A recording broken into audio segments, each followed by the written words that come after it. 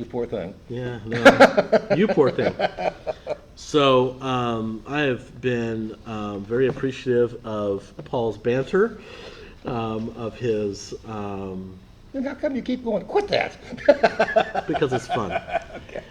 Honestly, though, Paul has not always seen eye to eye with me, and I think that's important for those that are on these sorts of boards to have differing opinions and views.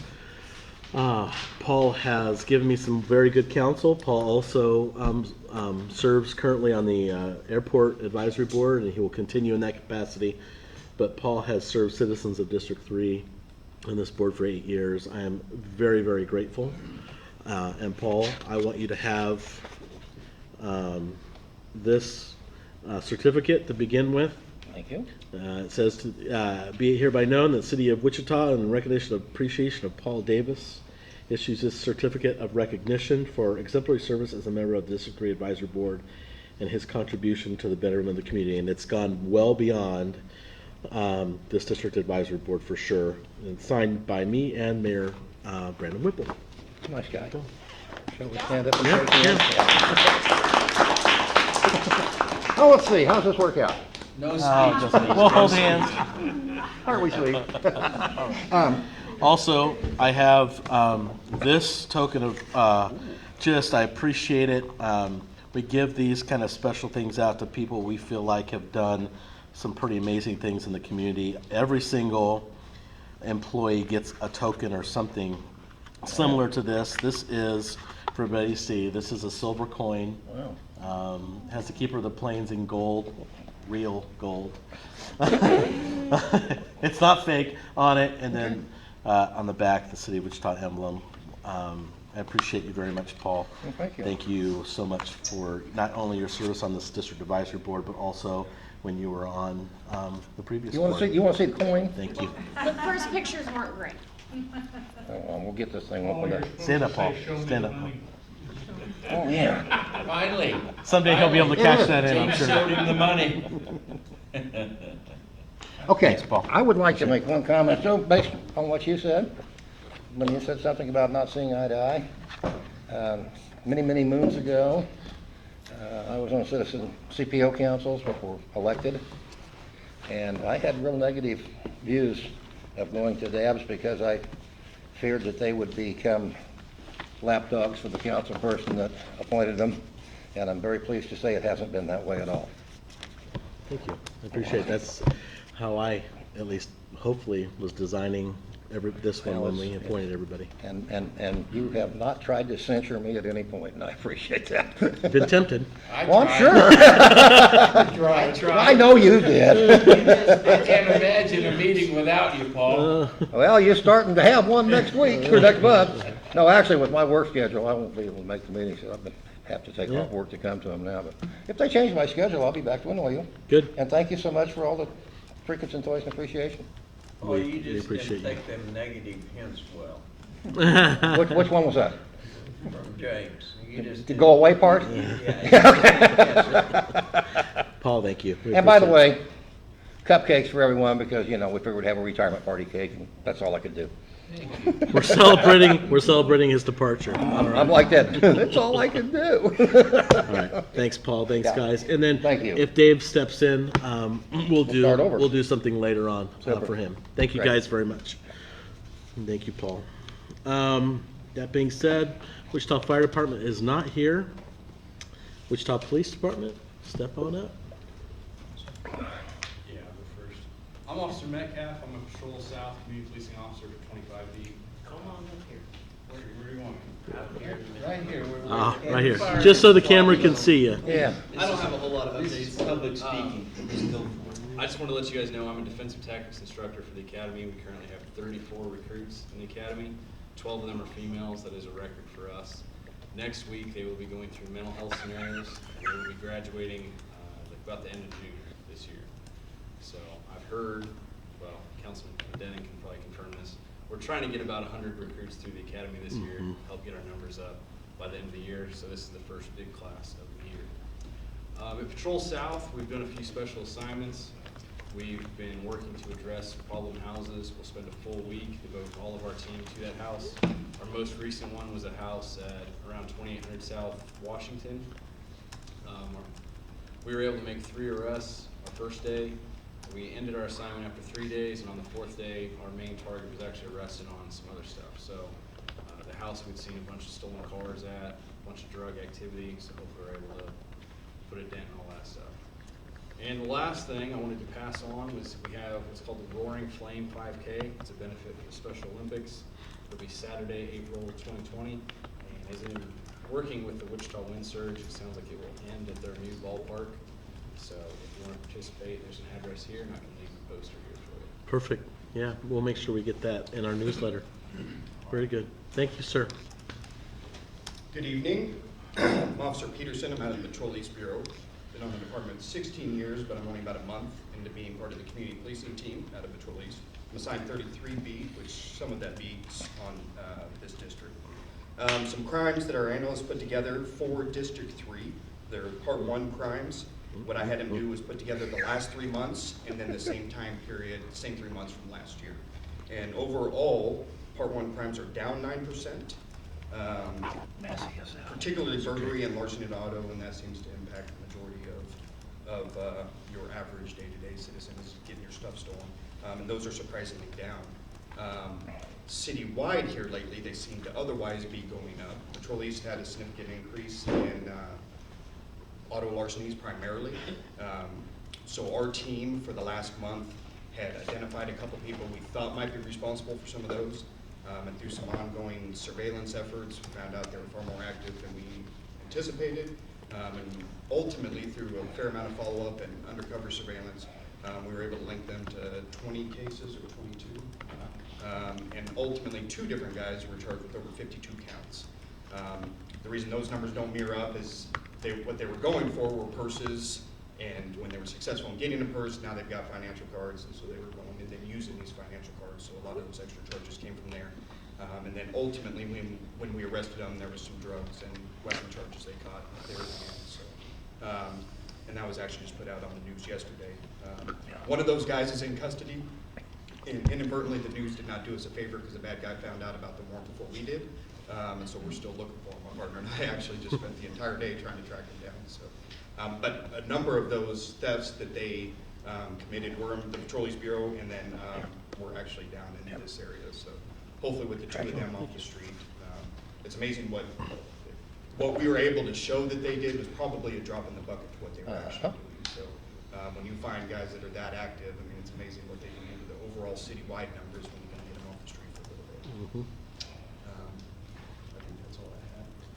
Yeah, just to reiterate, I hear all the time that it's just a handful of people that cause most of the crimes in this city. It is. When it comes to thievery, it's amazing how small that group is. Yeah. That does so much. I might just throw out there as a general tip, and it's been reminded to all of us as working this assignment, if your car is locked and there are no valuables visible, the probability that somebody's going to take the opportunity or to go as far as to break out a window and chance getting caught breaking into that car is very minimal. Every single one of these cars, these guys would hit, we've seen it numerous times in the past, every one of them had a gym bag, a duffel bag, a briefcase, or a purse visible in the car. And they would scan entire parking lots looking for those handful of cars that had a guaranteed payoff. So you do yourself a substantial favor, keep stuff in the trunk, keep your car locked, and there's a high probability you'll probably never get your car hit.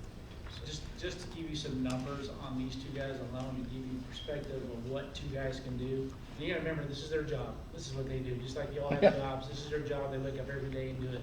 except for with a lot more energy when you're on that. So, Right. So in an 8-day period, I'm not gonna get into how we know this, but in an 8-day period, this guy in this car and his buddy made 567 stops in 9 days. Now think about that for just a second.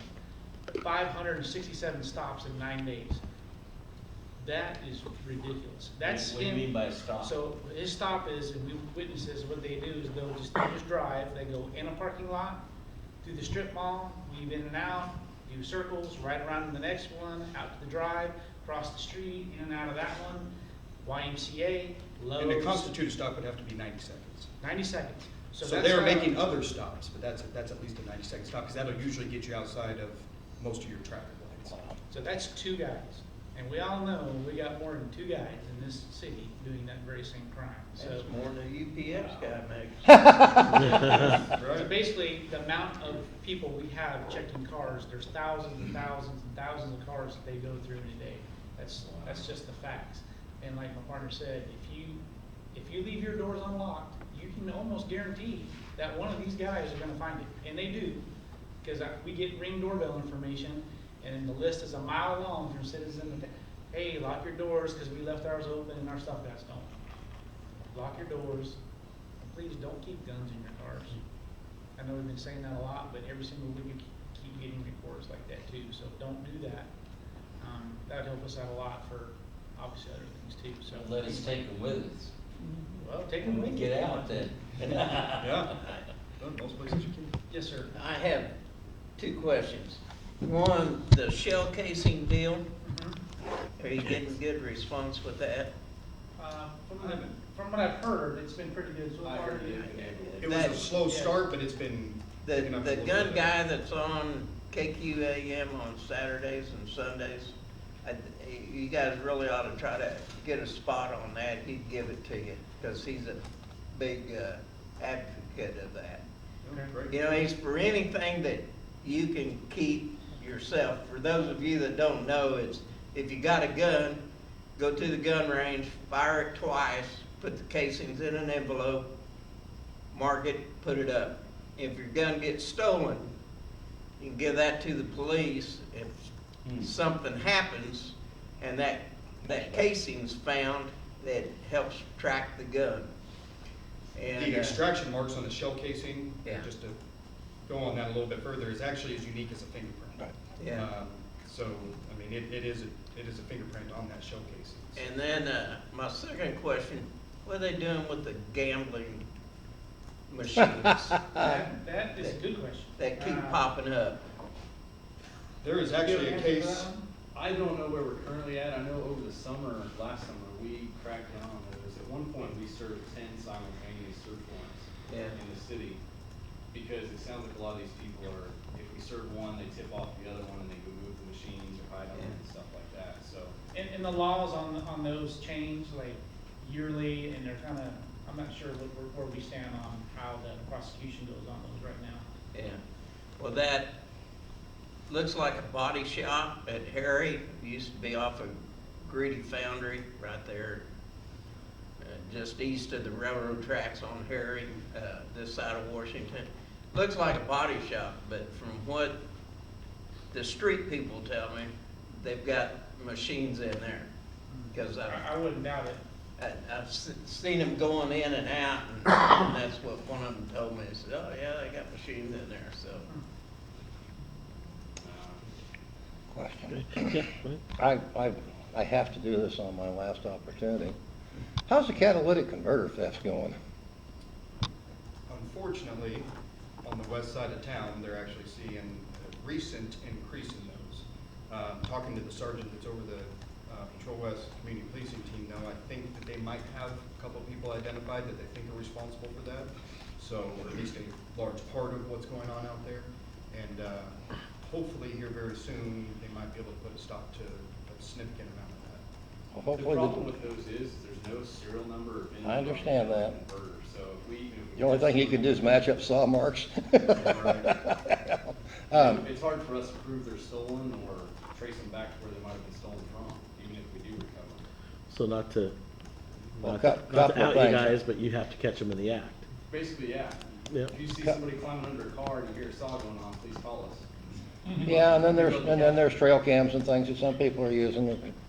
But I hope whoever handles the prosecution or whatever you call it, of the whatever, does better than they did in Hutchinson. They caught a guy that was stealing large quantities, admitted to one of many that he'd stolen from one particular place, and basically got told, just don't do that again.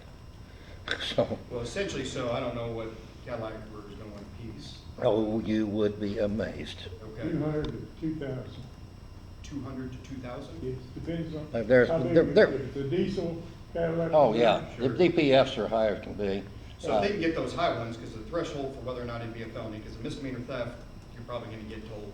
Well, They're after the encourage plant. anybody that's had one still, replacement value will put you there on every one. Yeah, sure. Paul probably knows more about the price than I do, but I was at a meeting Oh, yeah. here a while back, and they said they can run from $200 for a light car to over $2,000 for, that's salvage price, not replacement. Well, no, but part of the thing is you cannot resell one as a part used without going Legally. through complete certification. Legally, Huh? legally. Exactly. But, you know, you can sell them for material. The problem is, rhodium, which is one of the components, is at an all-time high right now. It's higher than gold. And of course, the replacement costs are ridiculous, but you would think, but the statement you made would be right, that, you know, small cars would be lesser value. From what I've been seeing on the forum that I'm on, you know, salvage dealers nationwide, I tell you, a Prius is an extremely high price one. Really? Yeah, a value for what am I, what's the word we're looking for melting them down. I mean, most of them gets, Stripping them out. no, when you melt them down for the metals, I'm not coming up with the right word right now, but, They might be more successful than, because the last time I did anything with Cadillac converters was at least 12, 13 years ago. Yeah. And the majority of them that were being taken at that time were on older and smaller cars, and they weren't getting a whole lot for them. yeah. So unless you got somebody with 15 or 20 of them, you weren't meeting the statutory threshold of $1,000 to even constitute. Well, Talked yeah, to if the you, individual out west that runs a small car lot, and he lost 6 in one night. well, LKQ Keystone Warehouse over here, they've been hit on their trucks 2 or 3 times, and then somebody's drilling holes in their gas tanks. Yeah, and they lost some batteries. Yeah. Make them- So, anyway, the end of this, so I'll let the meeting go on, is hopefully the legislature is not gonna foul up the works again this year, and the Scrap Metal Theft Reduction Act of 2015 will actually go into effect in January, or July of this year. And the guy in the Attorney General's office has assured me that he's keeping a lot of the information I'm giving him, and will be willing to have much more then. But they've a couple small scrap yards has just thrown a monkey wrench in it every year. And it looks like it may make it through unaltered this year. When the city council was in Topeka last month, we significantly talked to some of our Good. legislators about making Good. sure that that happens, and we've been continuing even in off-session Well, I know talking. I went to so. the meeting where one of the city people and police chief were also there, and that was like 3 months ago or so, at the Supreme Court room up there in the Capitol. Yeah. And- Well, I and, want to say overall, y'all doing a good job. Oh, I think so. Thank you. And I'm still a big fan of the chief. Thank you very much. Anything else? Thank you guys very much, One appreciate quick it. question. Oh, sorry, On a Michael. heav- No, that's all right, this is lighthearted. On a heavier note, how much do those vests weigh that you have to wear? Depends on what they got I'll in. come slap it on you and let you do a couple laps around the park. Then after that, we'll get you in full fireman gear. Really, how much do they weigh? So I've weighed mine, it was before I put the magazines up here, and it was just shy of 30 pounds. So I guess 30? it depends, 30. But it probably depends on how much stuffing, I got a little more stuff on. Well, we better have an ambulance close by if you're gonna strap it on me. I don't know if you've ever gone hiking with a 30-pound, 40-pound pack, but it's not easy, so, Yeah. absolutely. Walking around's easy, it's when you start running and jumping fences, that's what. Yeah. That's what I can't understand. I see that stuff on Live PD. How do people with all that crap outrun them idiots they're chasing? Thank you, guys. Yeah, thank you very much. Thank you, guys. Appreciate it. And on the note, while we're still on the topic of WPD, I'm not going to talk about you guys, I promise. This is for Hilltop area and some questions that you've been asking about the shot spotter and Yeah. the shot. They were having a lot of difficulty with it. It wasn't working. They worked through some bugs and it's now operational again. So they're continuing that testing. So I just want to let you know, they haven't given up on it, but we're part of a pilot program to prove the technology. So, but it's operational again, just so you know. Oh, Okay? Good, that's good. Yep, all right. That being said, WFD must have been out on a fire tonight. They are really good about being here They normally, are. so we will move on. We have no scheduled items on the public agenda. No off-agenda items that I know of. Sure? I just had one question. I Yeah. come in on gate 4, and we come out there, and I've been out, I've went on a couple of tours with you, James, so, Yeah. I've asked Victor White, who's the director out there. Oh, yeah. He said, when you come out there, you can't see where to go get your bags. So I sent that to Paul, and then Paul sent me some little deal over here that, like, the people, when you're standing in lines for Southwest, they give you A, B, and C. Yeah. Well, it looks kind of like that totem pole there, but it's over here to the right. So just case in point, last time I went out of town, I was getting ready to go to the bathroom, some lady was getting off the plane, and she looked bewildered. I said, "Can I help you?" And she says, "Yeah, do you know where the baggage is?" I said, "Yeah, it's over here to the right." And they've got these 4 big old billboards with advertisements, but they can't put a sign up there that says baggage this way. We gotta be better than that. No, I appreciate you saying that. I'm traveling out. I was going to say this at the end of the meeting. I'm headed to DC on Saturday. I'll check it out, and I'll make my own note, and I'll say something. Well, I sent it to Maddie, so she should be able to show. Oh, good. Yeah. Okay. Thanks. Appreciate that. This picture he sent me, there's baggage claim there, and you blow this up right underneath it, welcome to Wichita. There's another, There's somebody on the aircraft board. there's baggage claim, Oh, okay. and then there's bag claim. But how about coming from the other direction? Well, why would you want bag claim coming in? No, from the other side. No, this is the side of the That's all south, looking- this is from gate 4, which is what his complaint was. I'll check it out. All right, fine. I'll check it out. And I also got a text from him today or something about some more stuff, so we'll get into that. Okay, that's your guy right there, airport board. So, Yeah, we're okay. on it. Moving on. Thank you. Moving on to our item that we moved, conditional use 2020 -1. Dave Yearout is here to give us a report. Dave?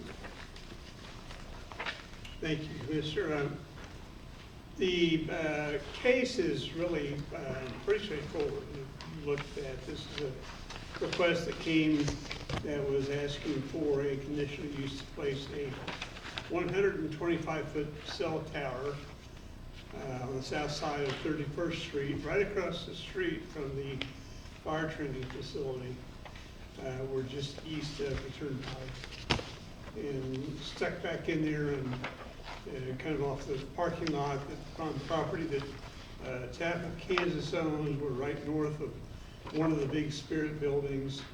If you go by there, you can see the survey stakes out where they're going. So, and I think we provided you a copy of some simulation stuff that they provided on that. This was heard by the Planning Commission a couple weeks ago. No objections. I've got no phone calls from anybody. There was no one that showed up at the hearing that asked the Planning Commission. We are in the protest period right now that ends tomorrow. If it does not protest or anything like that occurs, then it will end up being approved by Planning Commission approval.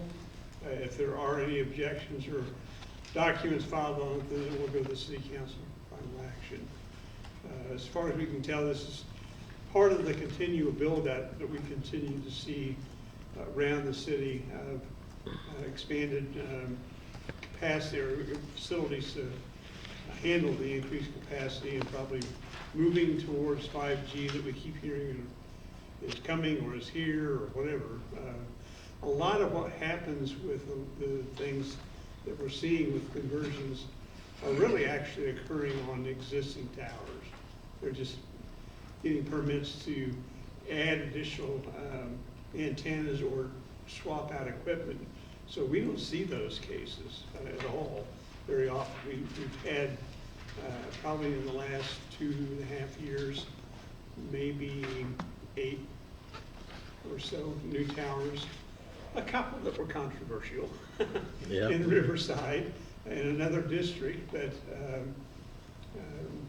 this continues to be just what we're seeing as the industry continues to expand.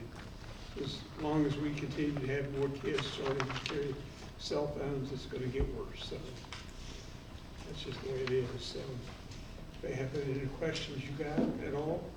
When you put one of those up and it's that high, how far out is the range? Does anybody know? Well, it varies. It depends on what they're actually having to cover in that particular cell, and that's also kind of what kind of buildings they've got in there. They also take into account their record on traffic issues, so this could be filling a gap on the transportation along the turnpike. I know there is another tower south. This is on 31st, so it's probably down along MacArthur or down south in there, but that tower is full, so there's, and then with the larger buildings around. Well, I'm not against it, but I drive that area frequently with a fire, there's below Mark Diamonds, I think, north of that. It just seemed, it's pretty open, so I just was surprised they picked that location. Well, I think they picked it because it's light industrial. Okay. And was hoping that they'd be able to get that in there without having to go through a hearing process. But because of their proximity to the, because all the land north of 31st Park and even where the fire facility is owned residential. And it's that mechanism in the zoning is what triggers the requirement for the conditional use. That's why they're there. Thank you. So, Dave, can I ask a question? No, go ahead. I'm sorry, I should ask this. No, you're good, good. Dab The first. incoming signal for this, is it wireless also on the tower? I don't. You don't know whether it's hardwired in or whether Well, it's... Oh, the tower is. Every tower has to be hardwired in. Okay, so Every tower will tie in. They prefer, if there's fiber available to get on that. Or if not, they go on what is DA3 or something like that. But they have to connect in the tower to the telephone network. The signal they send out the is. city has no really no hardwire coming into the tower or no regulations. Okay, thank you. And I know one of the other things that whoever's talking range, I'm not sure, maybe Michael, but a lot of that range depends on the technology being used too. The older technology had a lot further more range than some of the newer technology, and 5G has a much smaller radius around it as well. It's kind of selfish on my part. I live on Mount Vernon by Clapton, and the lousiest AT&T bars in the city. So I was hoping. Well, hey, maybe the city can put a cell tower in Platt Park now, right?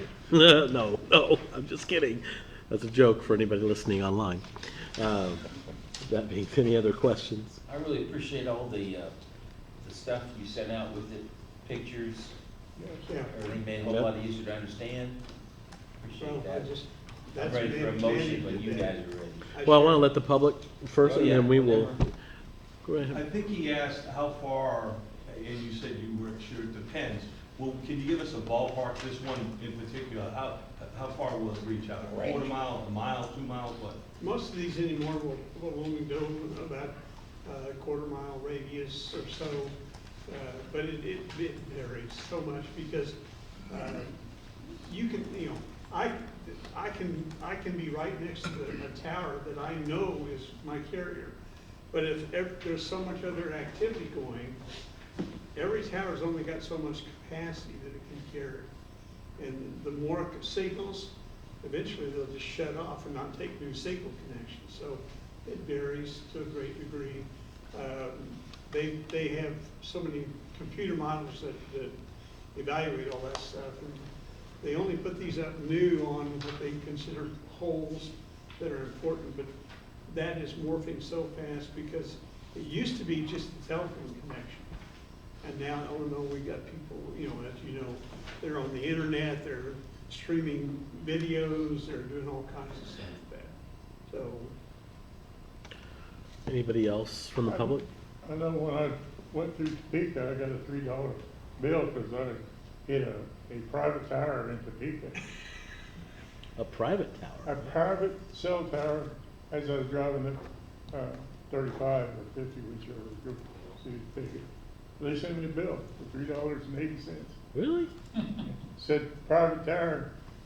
It was attached to the Cox bill. And I questioned them on it. They said, yeah, you picked up a private tower when you stopped. That must have been an issue where you did not connect to one on the network and it roamed to find something. Interesting. Everybody's exactly what they said. So, Go That's team the up. backdoor way to get more money out of it. Yes. Anybody else from the public have any questions? Anybody else from District Advisory Board? Okay, we do have Bruce that I think was wanting to make a We motion. accept.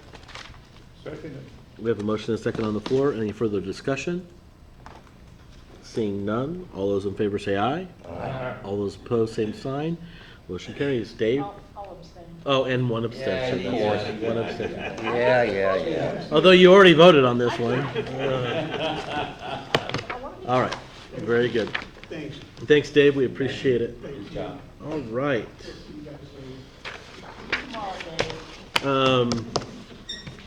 Next, this is moving right along, which is good. Next, we have Keepers on Parade.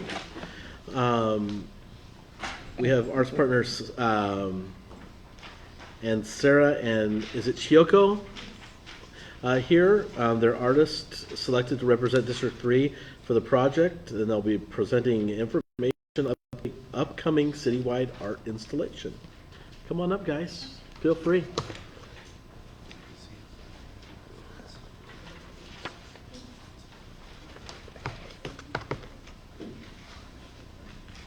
How many of you have seen the Keepers on Parade? The keeper, the smaller keeper Like out in of front of the plane? Doc? Yeah, like that have been, like if you've been to the zoo, there's one, and there's several downtown, so. We're ready. All right, guys. We're almost outnumbered. My name is Elamoni Backus. I'm the Executive Director of Arts Partners. And this is Teresa Wynn. She's a teaching artist with our organization. Speak up, please. Oh, yes, I will. My name is Elamoni Backus. I'm the Executive Director of Arts Partners. And this is Teresa Wynn. She's one of our teaching artists. We have 35 different teaching artists that are visual performing artists. Our work is going into schools and in community sites. We work with youth and pre-K to 12.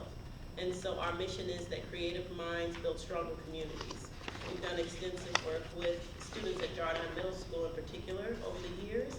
And even Councilmember Clinton Denny came out to one of our projects we did called Generation STEAM, where we were working with kids on thinking about how to improve quality of life in their community through art and technology.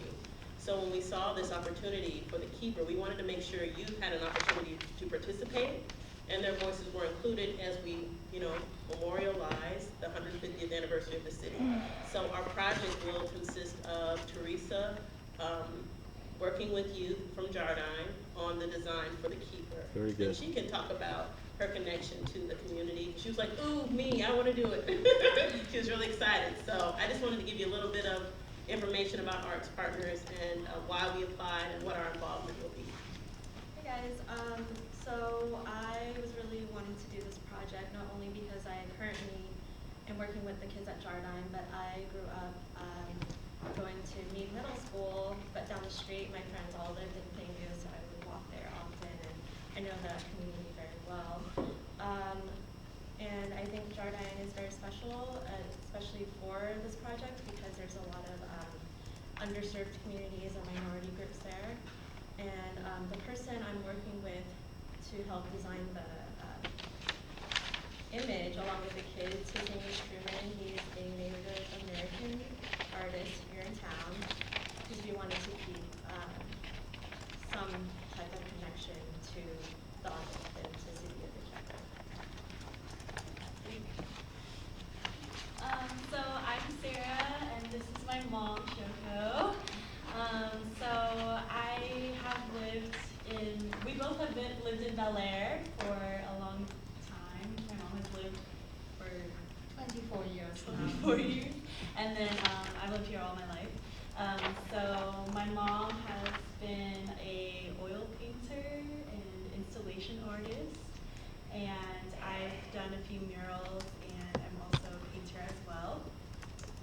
So we decided we wanted to do this project and apply because we have a really big connection to Wichita, and we wanted to be a part of this positive social change and kind of activating this space in Wichita. So we really want to get some feedback from you all on what kind of things you would like to see on this Keeper, or if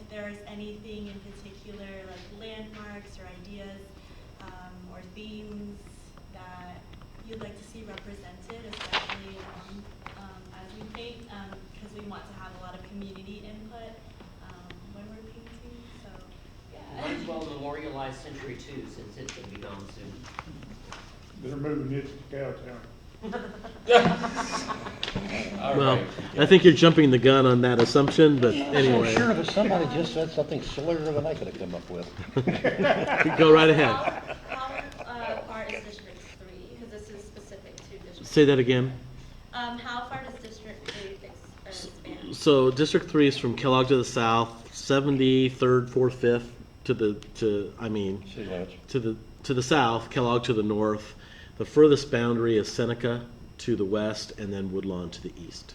Okay, so mainly the south side. Yep, southeast.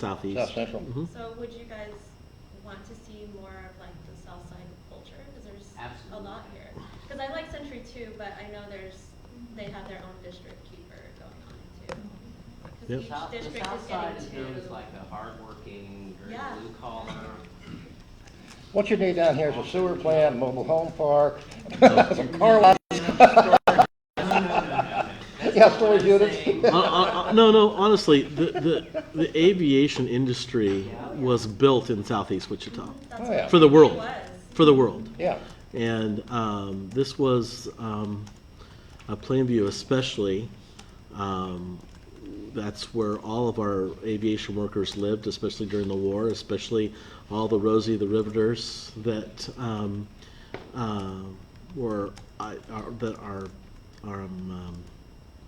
would say iconized, but the icon that Rosie the Riveter is, that's who lived in Plainview. That's who was building airplanes, and That's why it's spelled Plane. so I think, yes, but that's why I think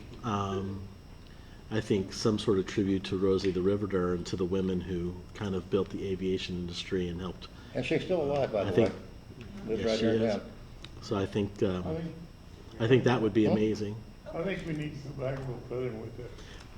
But I'll be quiet. Go ahead, Michael. Also, if you're gonna put one in Clapp Park, you might, do a little reference to Mr. Clapp. He was very civic minded. I think he was on the council. I think he was mayor. I think he was superintendent of the parks. Down at the library in reference, He's the on the first city second floor, they manager. have a couple of books, shows what he did and stuff like that. But they'll also give you a computer link that gives a great detail about the man. I have it at home. I didn't think about bringing it today. So there's so many things about the south side that you're gonna need 10 statues just for Clapp Park to represent everything that's here, but try and keep Mr. Clapp involved if you can. If we were gonna bury a time capsule underneath the keeper, what would we put in it to represent Plainview area? We've got a coin over here that Paul would like to throw in. That's a get out of jail free card. Oh, no, not that. He's Not thinking that. about auctioning it off. Did you wanna? I'm the president of Grandview where Clapp Park sits. So when would you need some information from people from Grandview, and Metal Arc, and Hilltop, and East Mount Vernon neighborhood to maybe get with you to see what we kind of like to take place around the park? Is that? Yes, they have Clap Park, you have Plainview. So invite him to the meeting on 2 weeks. Yeah, is that, how soon is this gonna take place? When are you gonna have them painted? When are you gonna put them in place? The keeper should be delivered by the end of March, and we're not gonna have them done until June. That's our deadline, and then somebody's gonna automotive coat them.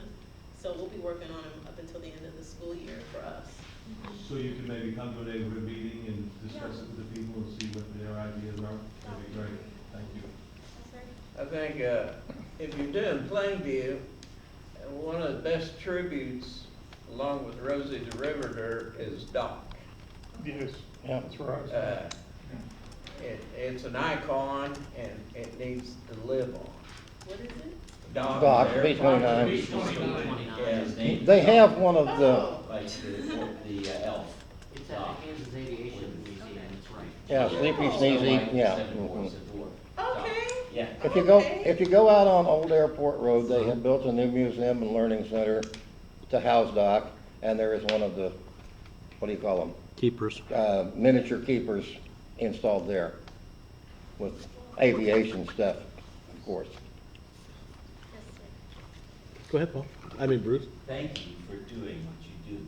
Thank you. Every bit of art in our city helps our city, makes it interesting, fascinating, welcoming. So thank you for doing what you do. The only idea I might have is some laser lights at night. I wish we could. The kids would love that, and I'm sure the city would be glad to donate the electricity. What about, Westar could what donate the about electricity. Joyland at all?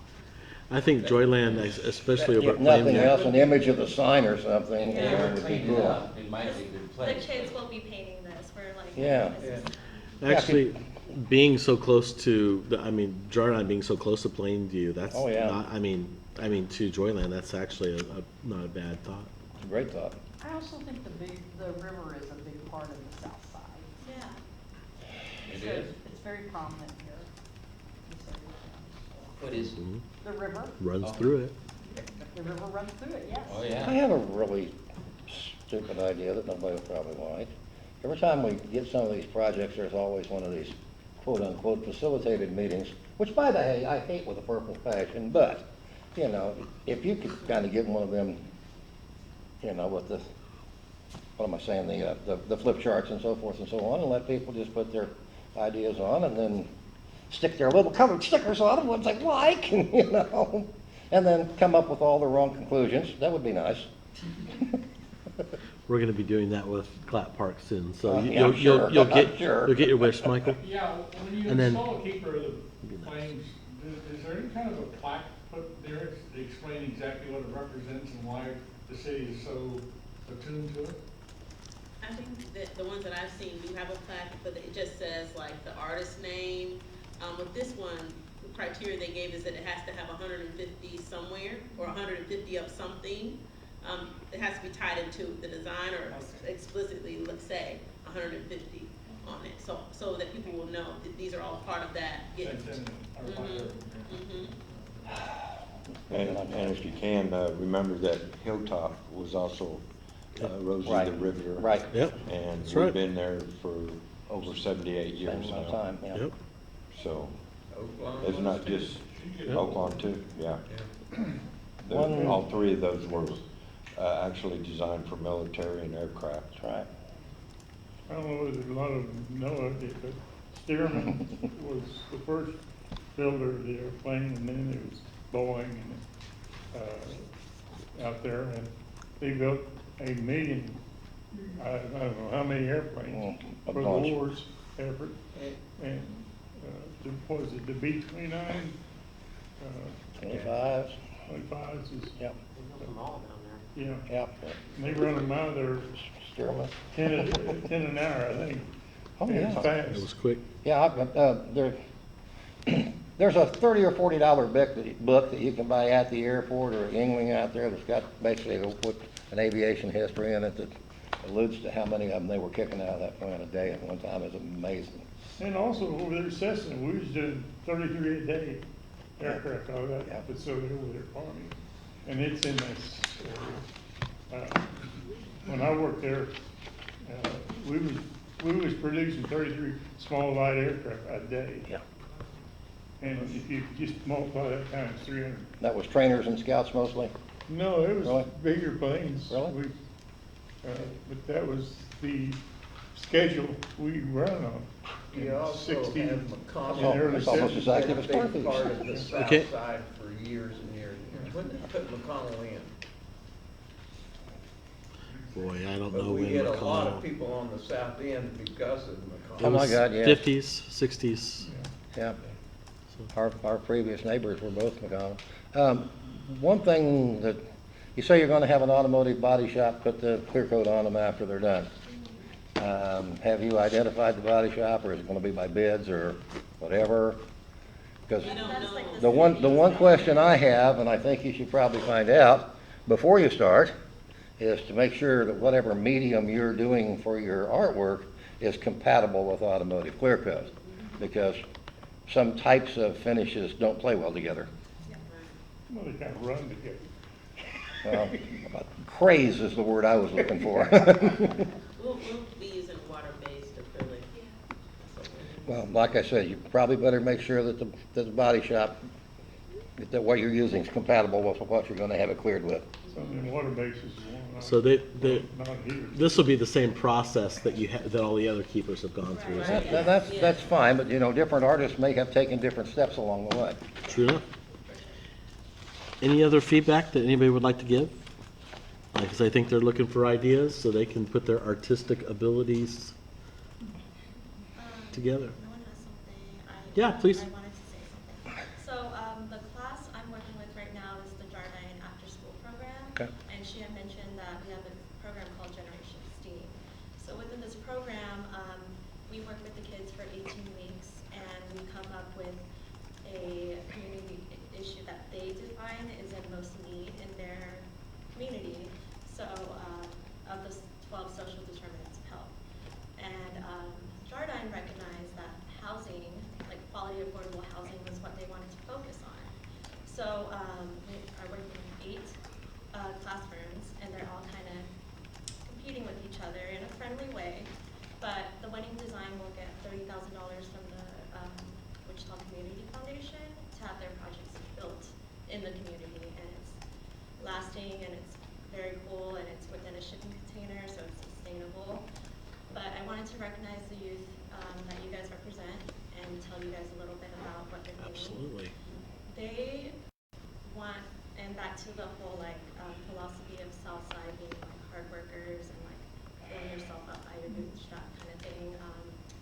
They wanted to do half of the shipping container as classrooms to address like housing in their area. Like if you don't know how to fix like a leak or a window, you can come here and there's going to be volunteer contractors and like handymen that will come teach classes. The other half of the shipping container is donated tools as well as tool rentals. So some people, they recognize that their lawns are, unkempt. So you can go and you can rent a lawnmower and then bring it back. And so it's helping out the community look better, and everyone, do it yourself, help your neighbor type of mentality. So I thought that was really sweet for you guys to hear about that. We need more publicity on that. I agree. The other thing it's given us opportunity to do is collaborate We with can, Habitat we for can, Humanity. newsletter. So they come in as an expert, and they have Restore to talk to the kids about affordable housing and what that means, and so they're partnering with the kids on this project. But thank you, Teresa, for that. That's good. That's all I have to say. That's good stuff. Thank you. Anything If you else? guys want to get involved or want to know more about what we're doing with them, you can just go to our website at artspartners.org. Arts Partners Wichita. I Yes. put a Wichita on there. ArtsPartnersWichita.org, and you can even email Teresa. Can I put your email out there? Okay. Her email is Jen, Gen, STEAM, STEAM, Science, Technology, Engineering, Arts, Math, at ArtsPartnersWichita.org. So if you have ideas, you wake up in the middle of the night, you're like, ooh, what about this? Email Teresa. That's She won't get perfect. it when You have your little she's pen and sleeping. paper with you? Pardon? Have a little pen and paper with you? We have a pen and paper. Do you? Connie, I want to get you their last name here. Just P-A-L-A-C-I-O-Z. C-I-O-Z. C-I-O-Z. When this was written, she's 92, and she is the original Rosie the Riveter and was out there for the dedication of the Dock Museum and all. My son went to school with one of her grandkids. And do you guys have contact information too you'd like to put out there? Yeah. You can contact my email. Mine's Sarah with an H .myose@gmail.com. So it's just my name. Very good. So any Okay. ideas for your project, we can also send your way as well. That's perfect. Okay. Okay. Thank you guys for being here. We appreciate it. Take care. Thanks for what you're doing. Thank you, Art Partners. Okay. All right. Next, and this project that we're going to be talking about here This is actually extremely important. I know that our engineering friends here today have had at least one community meeting with the neighborhood. I think only a couple people showed up, but a lot of, I got some feedback, they were very happy about the answers to the questions, so thank you guys. I did get briefed on this by our city engineering department. It's kind of a big deal, actually, to do this for the whole city. You guys. It's only 78 inches long, though. No, big. That's the circumference. Oh, It's okay. You could walk down this sewer pipe. Yeah, I'd rather not, thanks. Yeah, well, me neither.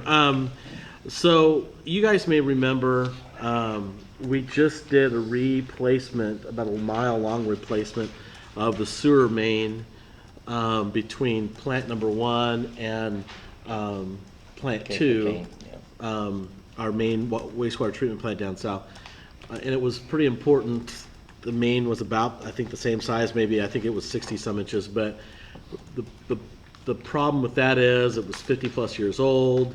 I think it went from 6 inches thick to an inch or less in some places on that one.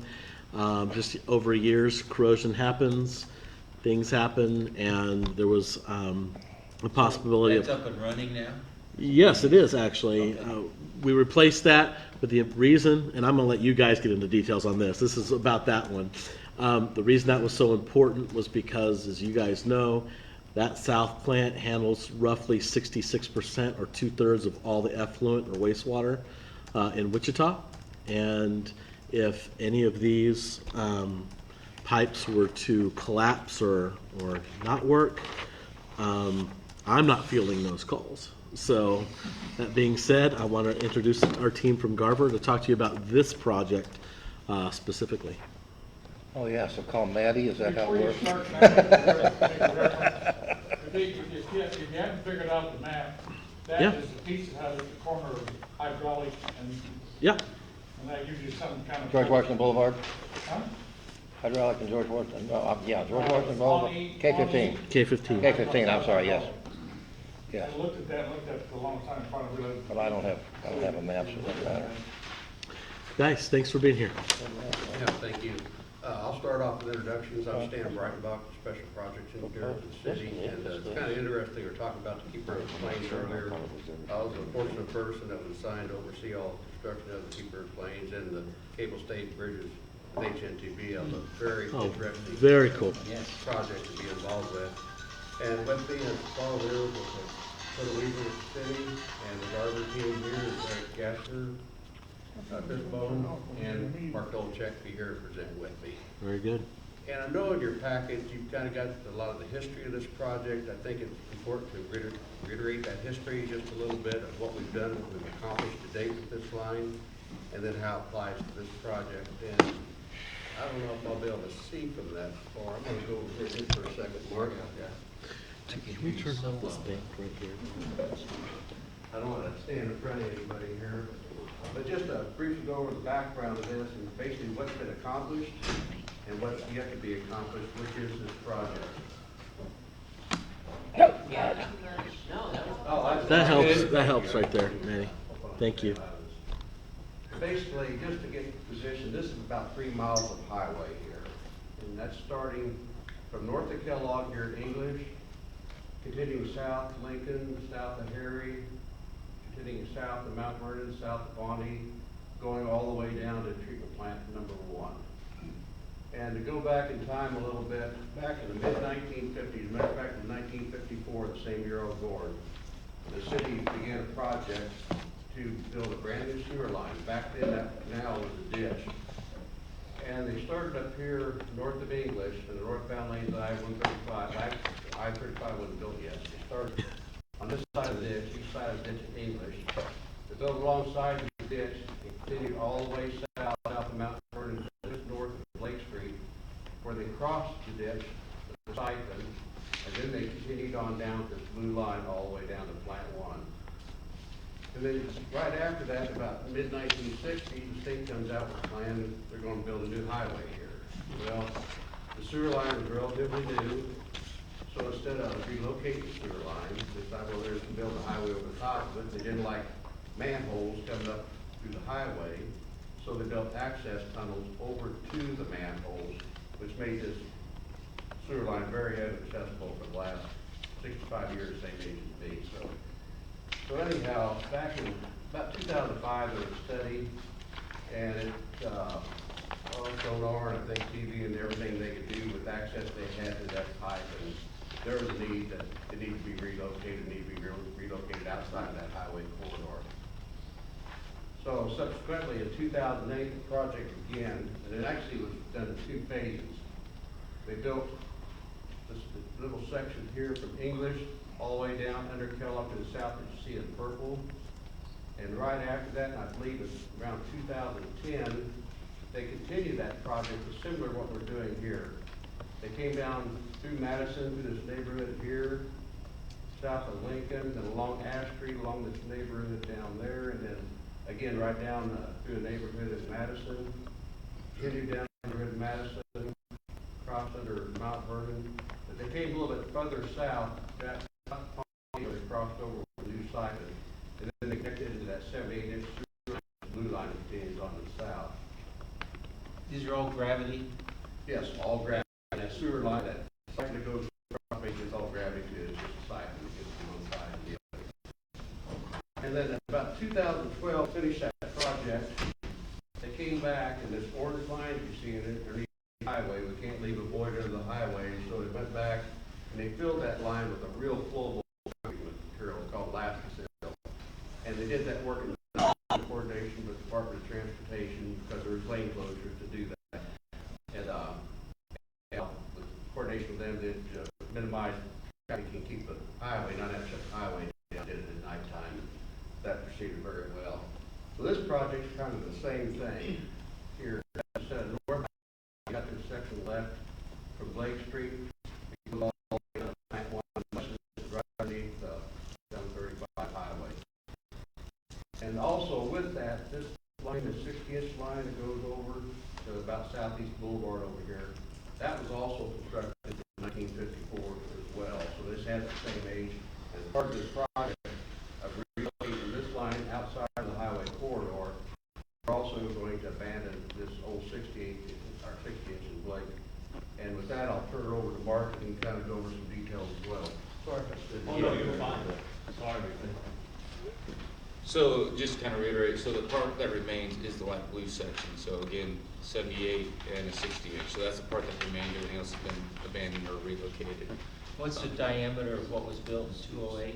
So in 2008, that yellow portion is it was a 48-inch, or is it a combination of 42 and 48-inch pipe in that yellow section.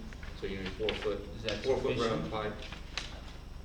For that portion, we were part of that design, but I believe it was sized appropriately based on It's flow 14. modeling. Fine. The original line, a long time ago, they actually were able to downsize part of that, just from the build out of the city, things changed a little bit with the way our plants are set up, so I think part of that used to be a little bit bigger than. Yeah, I believe that there used to be They a actually downsized, they did the 60 inch. hydraulic study, they get all the flow data from all the rain data and all that stuff, and they actually were able to downsize that just a little bit. Okay. Yeah, so it used to be a 60-inch, and then it was reduced to 48 and 42 inch, Yeah. depending on portions. So again, so right now we have the flow from the 60-inch coming in off of Blake, and the flow from the 48-inch in the siphon coming in there at Pawnee. So those two flows are converted. So just to kind of stress the importance of this project, this is a map of the service area that these sewers we're talking about serve. The orange area is that 48-inch that was relocated back in 2008 to 2012, and then that yellow area is what flows into the 60-inch, and those two flows meet here. So this entire area is about 36 square miles of service area going all the way up to, here's 235 coming around, and 96 coming around, and even getting flow from Keachai. So this is serving a very large area, as you referenced. The whole plant serves 2/3 of Wichita, and this is approximately probably a third to half of the flow coming into Plant 1. So a very Plant 1 is the one by just south of the by K15. K-15 and Yeah. 135. Yeah, where it splits The off. amusement park was. Yes. Okay, thank you. It's the one that the center drainage and the, Kinda on an on island. the canal route goes to. Yeah. So, Yeah. so this 78-inch sewer is just sitting right down here, that pink line. So, Those two plants, I hear you say service the whole city. Mm-mm. good portion of the city. Plant one. Two-thirds of it. You've got one northwest, don't you? Yeah, there's Yeah. There were plant trees up northwest of me. Then we got four mile trees way out of Brookhaven, way out in East Area, and plant five's in Atkins. When he asked earlier about gravity, is everything in the city based on gravity, or do you have to have pumping stations? We try to keep everything on gravity if we can. The cost of pumps and lift stations and the maintenance on those things is How do not good. what's the percentage of, What's the grade? The bigger the pipe, the flatter you can build these things. oh, okay. Yeah, smaller pipes, like even residential pipes, have a lot of grade on. These big pipes do not.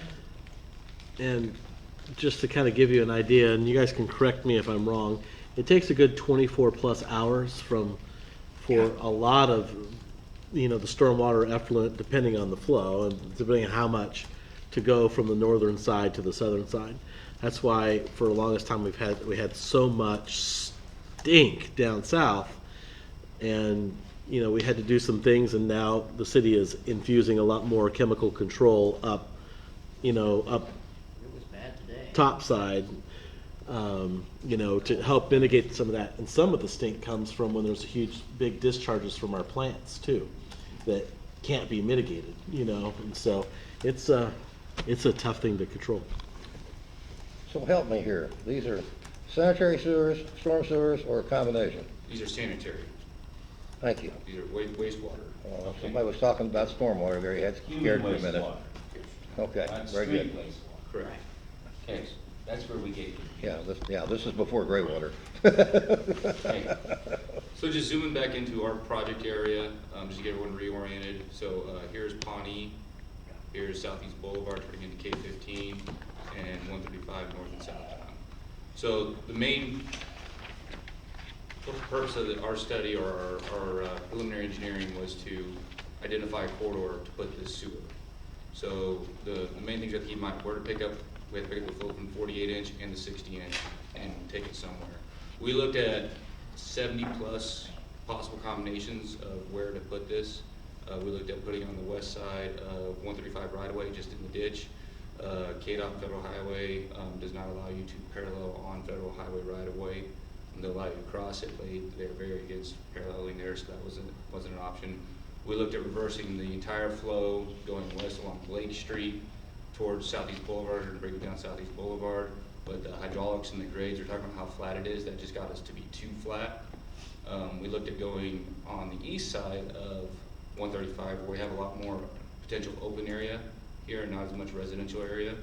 However, again, to bring that flow to the east side, the hydraulics and the grades just weren't there. So we looked at tons of options.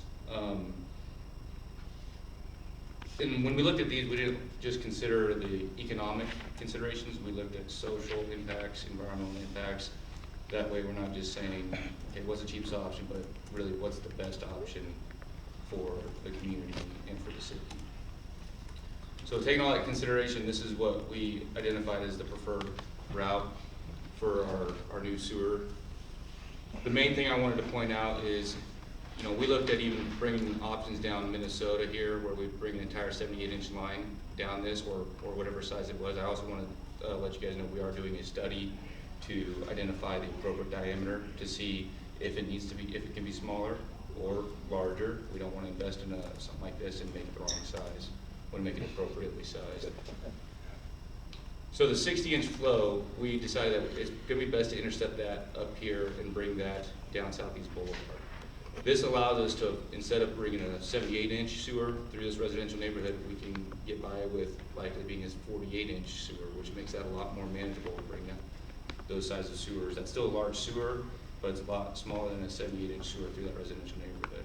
Those then will combine into a flow there at Southeast Boulevard and continue on down towards plant number 1. Once we get to the Wausau intersection, we still have to figure out exactly how we want to make the crossover there. And then the city actually already has an existing easement here behind these industries where there's an abandoned 60-inch sewer line, that we're gonna utilize that easement to carry it on into the plant. So we're trying to minimize the impact as much as possible, with this option. So when I talk about, there's kind of two main portions of this project. There's a part down Southeast Boulevard, and then there's a portion through the residential area. When we're looking at Southeast Boulevard, we're looking at trying to go down the center median of Southeast Boulevard. And when we are looking at the construction there, this is just an example of how we would try to achieve that construction. You know, maintaining traffic on the outside lanes, closing down the inside lanes, the turning lanes, and the center median to allow room for the contractor. You'll notice in this example here, there's no pipe along this. You know, a lot of times when a contractor comes, they'll try to lay the pipe out along the alignment. They'll swing dirt on site, and then they'll just put the pipe in and bury the dirt. You don't see that here. That's good because it saves working room for the contractor, but it also makes it a lot slower process. So we're gonna try to balance that by, you know, being restrictive so the contractor maintains traffic, maintains public safety, but it might lead to a slightly longer construction time frame. So that's an example of how we try to go down Southeast Boulevard. So you'll have like a marshalling yard somewhere for materials. Yeah, there will be a couple of staging areas, you know, along the alignment that we'll try to identify and get easement, work with those property owners, so they can stage their equipment materials. And they'll have to haul it in stick by stick and haul the dirt out truckload by truckload. Well, would the pipeline be made out of? Likely it's gonna be fiberglass. Fiberglass. And that life would be how long? It's those are 50 to 100 years. Life expectancy even longer. And how thick is that? It varies based off of your buried depth requirements. So if the manufacturer helps us with those recommendations, they have different thicknesses based off of the strength that you need for the pipe and what type of application in the buried depth. But it's a very long lasting pipe. And we're also looking at new technologies for our manholes too. The manholes, which you probably see being worked on more often, and, you know, they're a point, right now we're looking at polymer modified concrete to where it's more inert to the clear gases and stuff like that. Hopefully we can get a manhole kind of similar to the same age or pipe installed with this. So. Yeah, the current sewer is concrete. It's a plastic lined concrete pipe and concrete manholes. Concrete, once it gets in behind that liner, it just eats up. You know, the concrete just gets eaten up. With fiberglass pipe, it's inert to the H2S, hydrogen sulfide gases, and other, you know, gases and corrosion that you find in wastewater. And that force main you were mentioning earlier too, it's a 54 inches fiberglass pipe as well that we installed from plant 1 all the way down to plant 2. So this product you're using is not what you're gonna see out there on the ground in the yard, like wind water or something? Correct. This is It's not going to be a monstrous plastic pipe. compared to Not that? for the large diameter. There are some smaller 8-inch laterals, 10, 12-inch laterals. Those will likely be PVC plastic. Okay.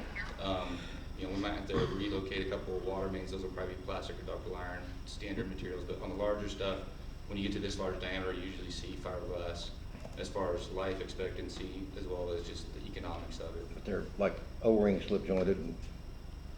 Yeah. So push on joints. Yeah, okay. I don't know if this is how important, but how does it hold up against earthquakes? Not a bad question these days. We didn't have them. I've actually never been asked that question before. That's a good question. That's something that we'll definitely. Fortunately, it's like a water line. There's a joint every X amount of feet, you know, 18 Little feet jig. or whatever. There's a joint there, like PVC lines you put like in irrigation systems where the Yeah. PVC weld all them joints together. That's why they failed, because they don't have that little bit of movement every joint, so. So that it will have that? This will come in sticks of Yeah. like 20-foot sticks. Yeah. Oh, okay. Yeah, Or so you'll have maybe a little bit less, of movement but- every so often. Yeah. Okay. I still find it amusing that when we got a permit from the city to put pipe between our two culverts and cover that with dirt instead of having a drainage ditch, we weren't allowed to fit one over the other. We had to butt them and concrete them, which I thought was just absolutely silly, but that's what we did. And they signed off on it. How long So is that, the- sorry.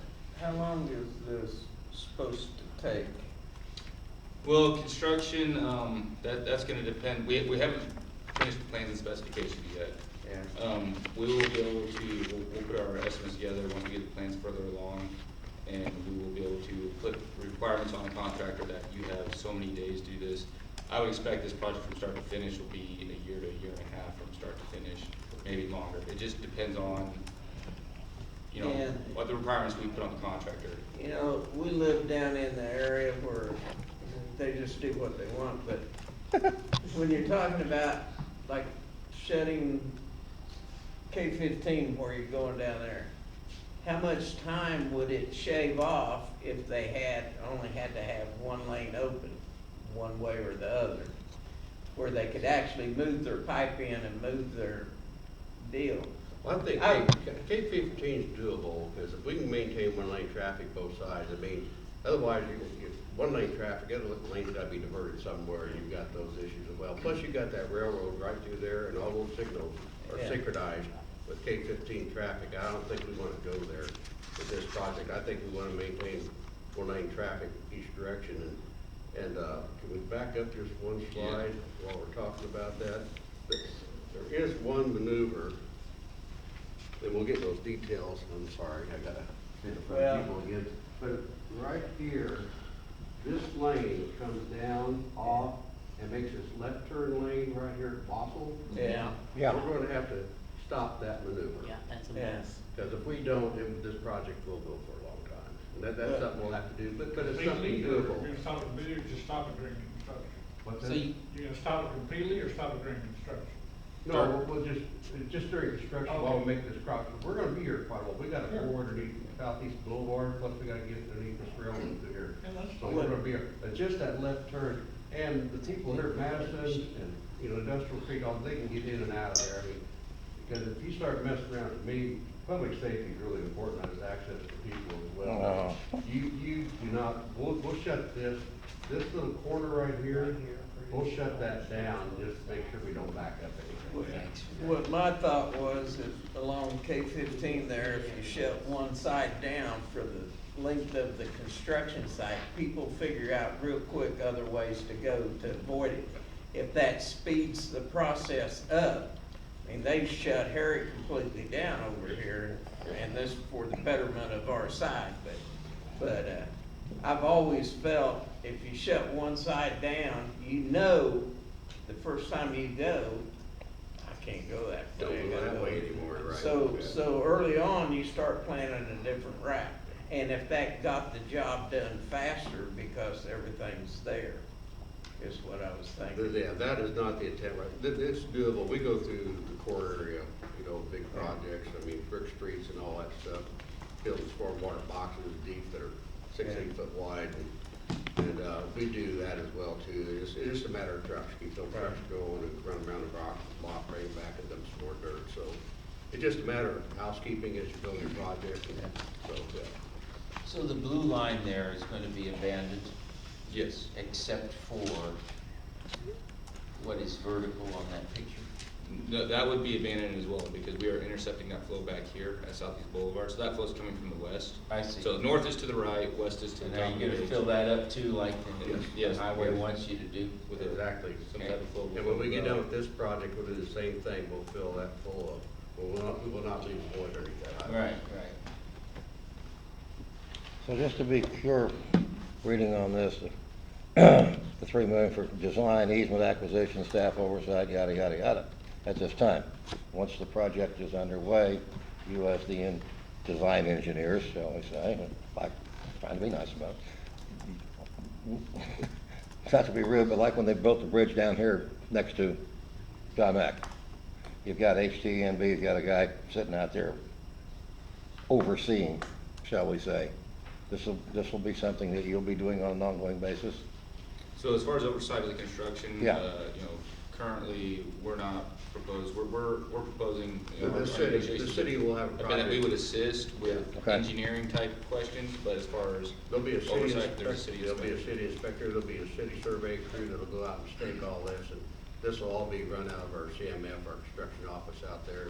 Steve Dagan, our construction Okay. engineer, he'll sign a project engineer. to All right, this thank you. project. So we talk about an example down Southeast Boulevard. This is just another, I guess we'll call it an example of what we might be looking at in a residential area. The one thing I wanted to point out is that in this picture, we're gonna be deeper than what's shown in this picture. So our trench might be a little bit wider. We're probably gonna be, likely going back maybe even to the sidewalk and be deeper, trying to maintain half the street. But again, you don't see a lot of dirt being stockpiled here. We'll have to balance that. There may be a little bit of dirt stockpiled, but maybe we'll have the contractor required to clean up at the end of the day, plate the street for safety of residential area. Again, it's just balancing cost versus benefit, and that's why we're having these meetings today to get some feedback. Make all them kids mad, they ain't gonna have any dirt piles to play. And Mark, let me kind of add a little bit to that. And this is a kind of a pretty picture of a project. Actually, that's a 54-inch line there, and ours is actually a little smaller than that, deeper. But the impact of the neighborhood, there will be impact of the neighborhood. There is no getting around it. There's going to be people that are going to have to park around the block, carry their groceries and stuff. We're going to do our best to make sure there's accommodations for people for access, people's special needs. And we'll get to maybe a slide later or whatever, but before we do this, we will have a pre-construction meeting, a public meeting. Everybody along these corridors will be invited. We'll have a contractor on board at that time. The contractor, the city controls the contract time, when they can start, when you gotta have it done by. As far as the schedule itself is controlled by the contractor. And once we have that contractor schedule, we know where he's gonna be and stuff, we'll have that public information meeting, and that'd be a good time to get all the questions, those types of things. That's when the public can yell and scream, and then you do what you have to do anyway. Then we have to do it, but to me, I just wouldn't, I hate to blow smoke at anybody, but anytime you got a project like this going through the neighborhood, it does have an impact to that neighborhood. Just for fun, I mean, let's say that was my driveway, my street, whatever, how much do you do at a time? How long is that driveway going to be inaccessible? It'll be moving, I bet they'll probably go maybe 100, 150 foot a day with a pipe or something, but we're gonna minimize the length of the trench that's left open every night, put a fence around it, and then they'll fill it up with rock, temporary rock, so people can get back in their driveways behind them. And then after that train goes, then you got the train coming in to replace the pavement. Of course, they'll try to do that in pieces and whatever, but still you got the cure time of concrete too. Those are all concrete streets through there, so you got 7 days to cure, so. I still remember in my youth, the street I lived on, they did one of them where they cut across one lane. We just sit out there in the rain and watch people drive off in the hole. Hope they don't drive off in this hole, yeah. What is the percentage of volume currently used by this replacement pipe? Are we running 70% volume? This one was just gonna be a portion of that. This is only 48-inch line. The main brunt of this that goes down to I-135 now. 78-inch. The 78-inch, that's the 48 and the 60 coming together. What is your percentage? The 60-inch is gonna be now down Southeast Boulevard. To answer your question on the percentage of flow. Load, yeah. We don't have good numbers on that, and part of this project, we're actually putting some rain gauges and working with the city on some flow monitoring to update the model. Why rain gauge one is sewer? Well, because there's inflow and infiltration into sewer, so even though it doesn't take storm sewer, there's just natural leakage of groundwater and surface water into the sanitary sewer system. When you get rain events, Not through the pipes. You do get a surge. But you do get. Whether it's people having their sump pumps hooked up to it or anything like that. I mean, there's a natural surge when rain events happen. Even though it is not a storm sewer, it still gets inflow and infiltration from rain events.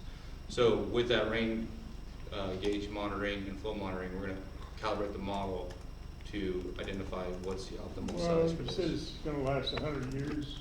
And I hear somebody. 60. Yeah, I mean, this will last more than any of us sitting in this room, as far as materials.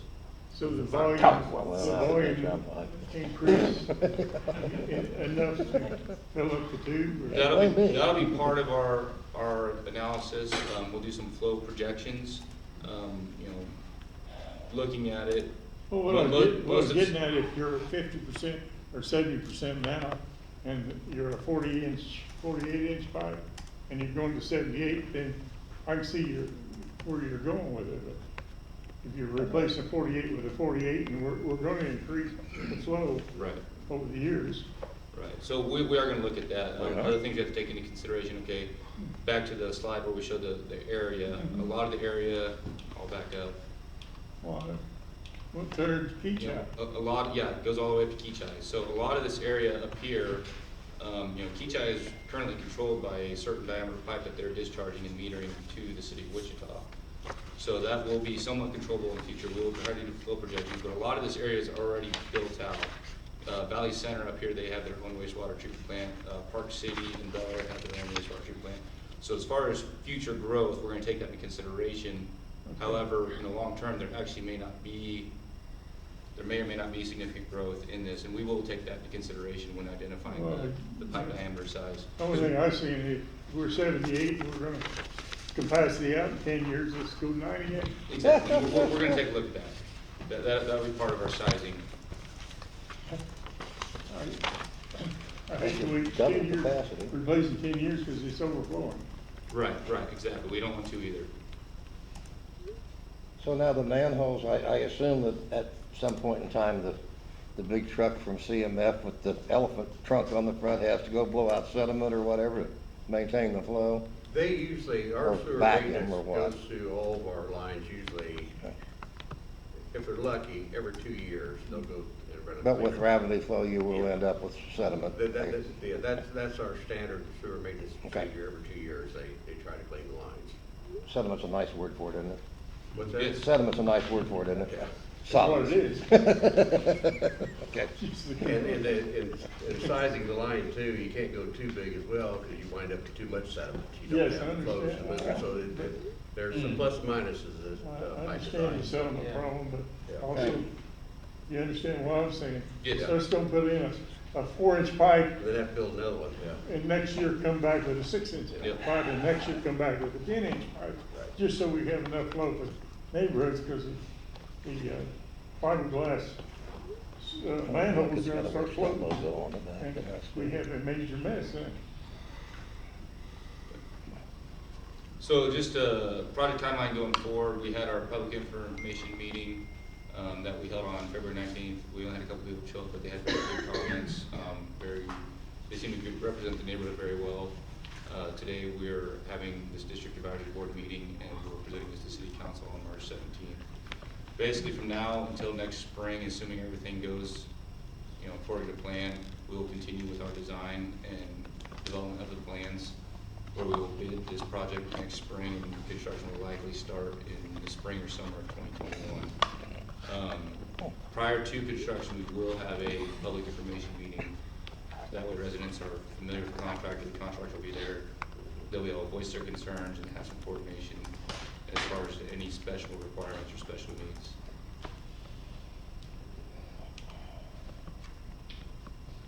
Okay, and I guess I'll go over, Gary Jansen was supposed to be here, our city engineer tonight, but he's gonna go over the financial considerations, so bear with me, I'll just read them, probably the best way to handle this rather than try to explain it. But the current design concept budget is $500,000, and funding of $20 million is programmed in the 2019 and 28 adopted CIP in the years 23 and 24, $10 million each year.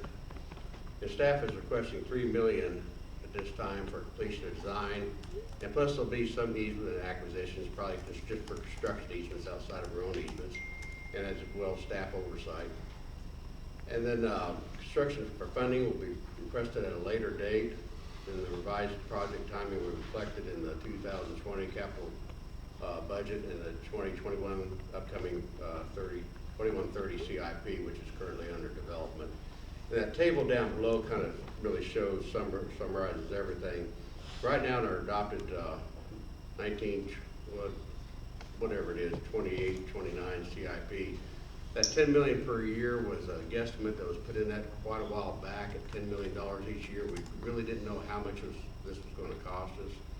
And now we've had Garver on, we've got things estimated, whatever, we're getting confident numbers with how much it is going to take to relocate this line.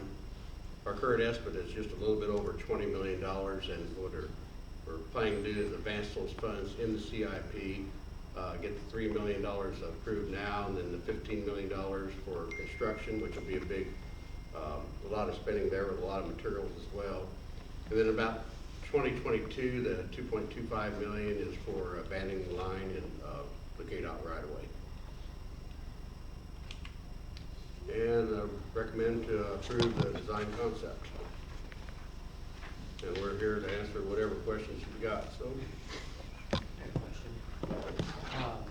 I think this is a very important project, obviously, it has to be done, it's great, but for those of us who live way down south on the 63rd Street, down 71st Street area, east of Hydraulic, between Clifton and, when the city, we weren't forced annexed, but we didn't really have a choice in 2003, when the city came No, 'cause they in put water in. and annexed us. And the four things that we were told we would get were city water, better police, better fire protection, and sanitary sewer service. Within a decade, we were told we would get return lines. It's been 17 years now, and there's no talk of return lines down there. So I'm just curious of what, is this even on the city's radar at this point, that we might get return lines? Because we're still on septic down there.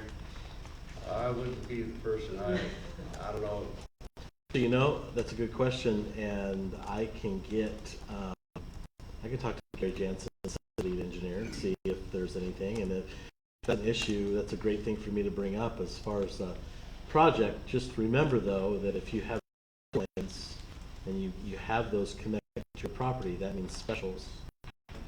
Be careful. Yeah, we've already been through the water. Yeah. That's already. Yeah. Oh, yeah. We've already. I'm just saying, and actually, something like that can be forced if you get a petition and you petition your neighborhood for it. If you get 50+%,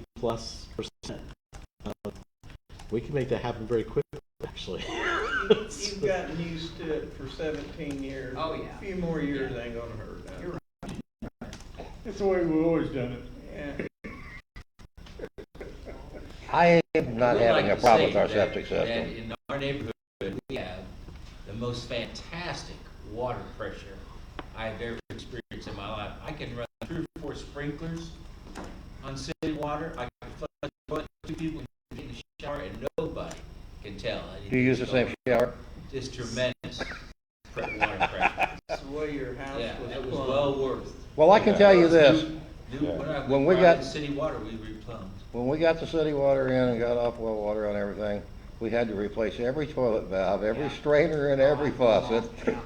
Well, I had to do some of that too, Yeah, because the there was crap a just new blew pressure. plumb out of there. So I'm in no hurry to be paying for sewer, buddy. I'm You bet not yourself. either. We'd be paying, you know what? We'd be helping pay for that. Oh, yeah. If you want to get in on it, that's what's gonna happen. Anybody else have any other? Stuff is the way your house is plumbed. Yeah. Okay. For real. Yeah. I did a good job, didn't I? Yeah. Any other questions from up here? I have one that's Yeah. kind of completely unrelated, but I'd like to know. Okay, when the water and waste get there, and we all know about the things that go around and sprinkle, where does the water go when it's all clean? It's River. Drinkable, it's. To the river. It gets treated with ozone, which basically. Yeah, that's the last thing, is The water, actually, the people, I mean, they touch the stuff and Yeah. everything. Have to. It's clean, it's sanitized or disinfected with ozone, and goes down about a quarter of a mile through a channel and right into the river. Okay, now, a few years ago, didn't you sell some to Spirit? Spirit has a reuse line that they're hooked up. Right. I don't know how many gallons a day they're taking, and, It was planned. That is done and it they're was using it. Yeah, it's non-potable water. It was planned about 1 million a day. Yeah. On average. Isn't that water that comes out though, isn't that, I don't know the right words. You could drink it, but there's no nutritional value. A fish could not live in it. Of what water? Yeah. The water that comes out that we're Yeah. actually dumping in the river. Well, so It's cleaner. it's cleaner than the water at Cheney Lake, I can tell Oh, you yeah. that.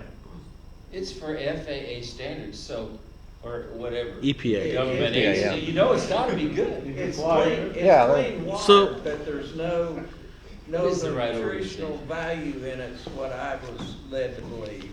So, I want to drink water, let's but get back to Jermaine here. I'll answer some of these questions because there's one thing I want to discuss very quickly about wastewater treatment, but I want to make sure we get these guys able to answer the questions we have, and then I'll be happy to continue this a little I'm good bit. to go. I think you ought to shut K-15 down and get the job done faster. You need a motion or you got Save more a few questions? dollars. We can entertain a motion. I just want to make sure everybody's been heard. I so move. Okay. Second. We have a motion and a second on the floor. Is there any further discussion about the project? Just happy to have the information provided, I have no problem with the project. Now, I know they have already had one neighborhood meeting. Only 2 people showed up. Everybody was notified. They're going to try to do it again. So if you guys know anybody in the K-15 neighborhood or on Minnesota and Minneapolis streets down there, it would be good for them to come and get their questions answered once they do that. And hopefully the neighborhood association will do a better job of helping get people there. Is it an issue of maybe not a lot of people are showing up because there's a lot of rental properties down there and the actual property owners weren't notified, or? I don't know. A lot of times we'll do door hangers, so for the next meeting, we'll make sure door hangers are put out. Yeah, we did door hangers and Okay. mailings both. I did have just a few phone calls. There was only like maybe 4 or 5 phone calls to property owners down there and answered their questions by phone, so. Yeah, very good. Okay, we have a motion and a second on the floor. All those in favor say aye. Aye. All opposed, same sign. Good All right, job, guys. motion carries. Thank you, Maybe the rest of the project Bruce. goes easy. Who's seconding? Wait, who made, oh no, Three gentlemen Michael say you're so diligent. made. I'm not saying you're Yeah. Okay, and real quick, to talk to you real quick about the water discharge of the river. I can't verify what you've been told, but one of the things that we're going to Washington DC to do, starting Saturday through Wednesday, the city council, most of us will be there. Not only do we go to our senators and our representatives' offices there and talk to them about projects that are important to us, but we're also going to several different of the departments. We'll go to the EPA, we'll go to the USDOT, we go to the Department of Reclamation. We go to a lot of these different departments that are kind of in charge of some of the grants and things that and money that we're looking for from the federal government to do projects. One of those that will be next in our water treatment repertoire is that we need to replace and upgrade Plant 2 that is south. That is going to be kind of here in the next 5 years, a project that needs to be done. One of the reasons why is because the EPA has changed its standards of what can be released into the river. They're really tightening it up. So the great thing is, in the next 5 years or so, we'll pretty much be able to eliminate the smell down south. That water treatment plant down there, when it was built, those clarifiers, those are just huge. They're like some of the biggest. And they really release quite a stink into the air, right? And But it's not on what top you of think it is. Well, on top of that, the snail growth inside those clarifiers. Snails have to be cleaned out of them. These little black snails, they get piled up outside, and once a week or whatever, after they've had a chance to get very ripe, they get scooped up and trucked off, and I don't know where they get put as Snails have fertilizer. Somebody dumps them in his sewer. Fertilizer. No, not. And they regrow. No, That's God. really too obvious, you know? Worse has been done. So, continuing on. You sure you wanna? Yeah, well, I'm really keeping away from the potty jokes. So, that's one of the issues that we have with that technology. Technology is going to change out there. Actually, all the newer plants, there's no smell around them at all. It's all contained, and so, there's going to be a lot of positive changes happening with that down south. But one of the reasons we're meeting with Is there enough acreage to do it there? Oh, yeah, there's plenty. Yeah, there's plenty. And one of the reasons we're meeting with the EPA is because they're in charge of one of the grants. It's WIFIA, which, don't ask me to explain the acronym because I have to keep keep being reminded, but it is a deferred loan. It's one of the major reasons why we were able to build the Northwest Water Treatment Plant, the new big $500 million one, or less than that, way less than that now. But so, and Garver, by the way, is the city's representative, impartial representative, to make sure that that project is going forward correctly, and on task and on budget. So that being said, there's a lot going on in our water treatment system, a lot of things that need to happen, a lot of things that other cities wish they had done a while ago.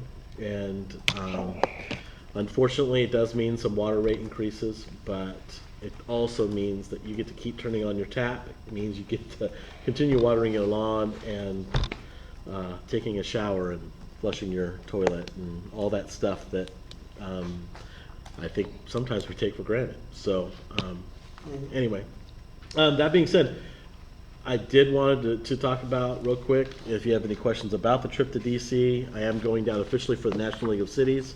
We will take half of that time there and again go around and drive around the city and go to all the departments that we have.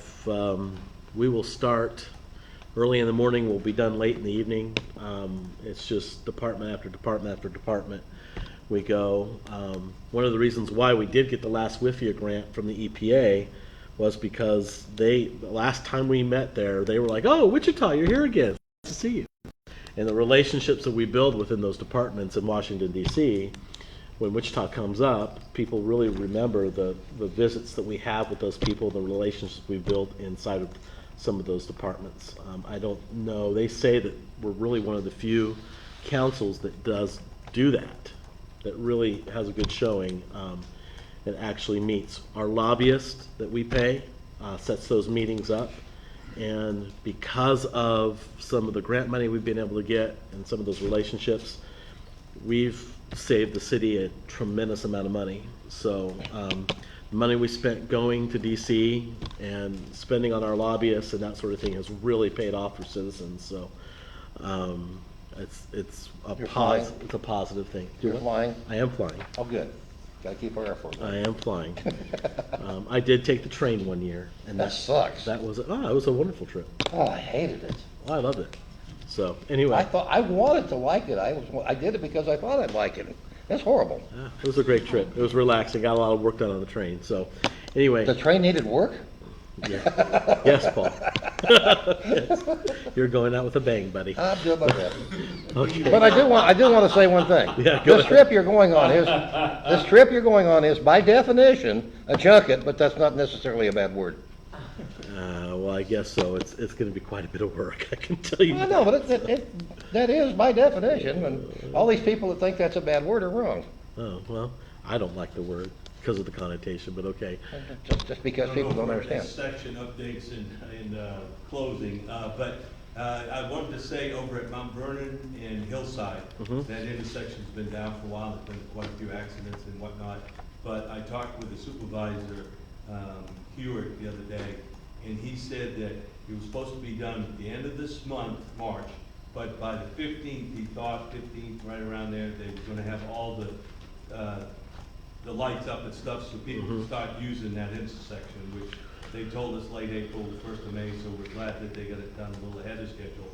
Then I also want to tell you from Woodlawn on Mount Vernon all the way to the river, at some point, they're going to have bike paths on either side. It's going to be a 3-lane, and I'm the Bicycle and Pedestrian Advisory Board appointed member of James. For now. Huh? For now. And so we were, we've been always under, taken care of down here in the southeast part of Wichita. And so when I was on that board, they gave us 10 or 12 stickers to go put on this board that Paul was talking about. So I put all 10 or 12 on East Mount Vernon. And when it came in tight for a second, they were like, "Where's East Mount Vernon again?" They didn't know what they had. So it's the George rule now that I implemented. You only can do two stickers on any one. But if I hadn't done that, we still wouldn't have had any way to get from Woodlawn over to the river. And now we're going to. And you can see they're already doing stuff on East Mount Vernon. But with that being said, are there any changes to that board, this month since March?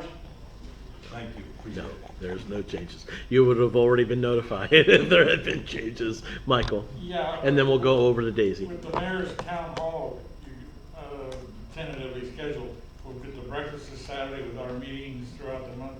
You got any idea when they're gonna confirm what they're gonna do and what date? On what? The mayor's town hall. It's that date that was given. Okay, I'm not in charge of that, just the mayor's doing that outside of city, so, I don't know. I had a conflicting meeting, so I couldn't go. I wasn't consulted on. It's the 22nd. It's gonna be, so And we your can. breakfast is still on, correct? Yeah. Absolutely, yep. Yeah. Daisy. Touching on what George mentioned with the construction on Hillside and Mount Vernon, with the streets that are traffic diverted, like My Street, Funston, Chautauqua, Volusia, I have noticed with the high traffic volume, the street repairs that you guys did, that concrete. Yep. Those patches have, I mean, they're out, especially on my. They're gone? The streets are Yes. Okay. So I wanted to see if we could take a look at them. We can. Yep. I've noticed them, well, Funston, then there's Chautauqua, and I think it's Volusia. Is it Funston and Clark, Volusia and Clark, Chautauqua and Clark streets? Okay, okay. Yeah, we can look at that and we can have the patch truck come back out. Yep, absolutely. Funston, Volusia, and Chautauqua, where they all intersect at Clark. Actually, there's one right in front of your house right now, 268-4060 for potholes, they'll fix them within. Do I? No, they will. No, you need to call. Is it filled in with a concrete patch? This is, I can't see the, concrete might touch. So, and not just a pothole, we want to send a concrete patch truck out there to patch out the concrete. They may, I don't know, they may come do a cold patch, it'll just pop out. And not long, but they may do something temporary before they get the concrete patch truck over there. So, Thank you. yeah. Parting shot. Parting shot, go ahead. Being as I've annoyed you people for up to 8 years, really would like to say that I think this particular dab probably has as much fun as you can possibly do and get the job done. Yeah. It's really been a pleasure, and I've enjoyed working with you all, and there's so many places you can go where they stifle you to where you don't want to do anything. I'm just happy this one hasn't been like that. Appreciate it. Well, Turn the camera around so we can see the tear coming. Oh, from Dave. come on, George. He's right, I went to that District 1 DAB meeting a few months back. They're stuffy. James runs a good meeting, he really Well, does. Yeah. He's respectful. Well, guys, we do have 2 new DAB members that will be coming on. I will not mention yet until I make those appointments from the bench, but and we do have a waiting list now that we've Yeah. started Yeah. for this district advisory board. Do you need verbal confirmation if we want to stay, or do you need Well, written? actually, it can be verbal to Maddie. It's fine. Maddie sent out an email to everybody, and I think only 2 or 3 people responded. So please respond. If You want me to stay? You got mine, did you, man? I don't know, She's running for president. She's not going to win. she's gonna read. Yes. Anybody planning on leaving unless they get elected Central County Commissioner? I don't want to put anybody on the spot here. So just make sure you talk to Maddie. Either send her an email, or if you didn't get the email for some reason, maybe it's in your junk box or whatever. Just let her know. Everybody that's on the district advisor was invited to come back, so I appreciate your service. We really do have a lot of diverse opinion on this board, but that has been Absolutely. that's been intentional. That's So worked great. we appreciate your comments, Paul. Yes, ma'am. So I just want to announce, I want to invite, the nonprofit chamber is having a series of cause collaboration conversations this year of some flyers back there. And what we're doing is we're bringing the community together, and nonprofit organizations and businesses and individuals together to have conversations around particular causes. The first one that we're hosting will be on April 22nd. And we will be discussing addiction and recovery. So we will bring organizations and people that are concerned about that particular topic and how it's impacting our community and stuff, and have conversation around that, and look for opportunities to partner and collaborate. And that will be facilitated by the Kansas Leadership Center. We'll have another one later this year on child care access. because that's a huge growing issue in our community. And then in October, we'll have one on to address the issue of single parents and poverty. So I just want to put that out there to invite people. And Paul, I'll still see you at the business association. Facilitated meeting, huh? God, just kill me. Also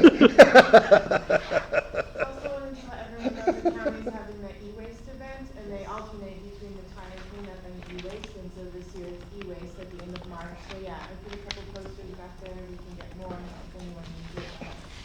Last year, people in our neighborhood, like someone got a truck and picked up some things from, there was a woman who had like an old fax machine and took computers, but she doesn't have a car, and she couldn't get rid of them, they're just stacking up in her house. So you might mention it in neighborhood associations, and sometimes people know help getting rid of those things. So, and our garden is coming along at Funston and Broadway, they've ordered a banner for it. Yay, So, awesome. yeah, things are happening now. And we've had no new car lots go in the last. Oh, give it a rest. Oh, yeah, no How new many- ones. how many No new bike paths? All right. I will entertain a motion to adjourn. So moved. Speak on this. Oh, wait, Oh. one more. Go ahead, sir. Yeah, absolutely. I want to back up. This is a free dump for all electronics. I think you heard her Yeah. say it. Yeah. And it's out on West Street. One other thing, all the neighbors, call Maddie for the time and date of your cleanup. Yep. Please, she's got the date, I don't. So, or Becky Fields, and they're cleaning up, they're taking mattresses this year and old tires. So, if you got some stuff you want to get out of your yard, please contact Becky Fields or Maddie for time and location of them cleanups. Speaking of cleanup, do you know when the city's gonna sponsor the dump thing again? That's normally the county that sponsors a dump Yeah. day. It's who? The county. County? Yeah, they normally sponsor a dump Yeah. day. This is the city. Yeah. And I want to clear up something real quick. There's two real quick things. I want to clear up one thing. I got a really interesting email. Somebody very mad at the city because their property taxes went up, and they appealed, and they were told there weren't enough resources to handle their appeal. That is not the city of Wichita. That is the county, Sedgwick County, who does the property appraisals and does all of that. So, but And I don't buy that either. some people like our friend here think that we are in cahoots with the county. I promise that's not happening. Actually, even So- the county isn't even in cahoots with the assessor, appraiser. No, Excuse me, he's appraiser. totally independent. They are. but- Okay, last Move thing. to, move to, No, I one want this last to be my thing. last official act, damn it. I'll let you. Last thing, there is a resource fair in Plainview I meant. coming up. What is the date, Vanessa? April 18th. April 18th. Not this crap. Let everybody know about the resource fair in Plainview, and Gerald, even please announce that with the Hilltop people as well. This is not just this isn't a Plainview. This is a citywide resource fair. They're just holding it in Plainview. So on the April 18th. It's in correlation that's with the same. Via Christi Ascension is going to be doing the medical portion of it, and then we're having resource fair attached to it as well, with free food and all kinds of good stuff. Very cool. That's also on the cleanup day. Okay, well, it'll be going all day. So it'll be going all day. And that's a resource? Resource fair. Not enough days. All right, guys. Paul? Yes, I move to adjourn. All those in favor say aye. Aye. Opposed? Motion carries. Oh, that took a while. Can you guard this? By the way.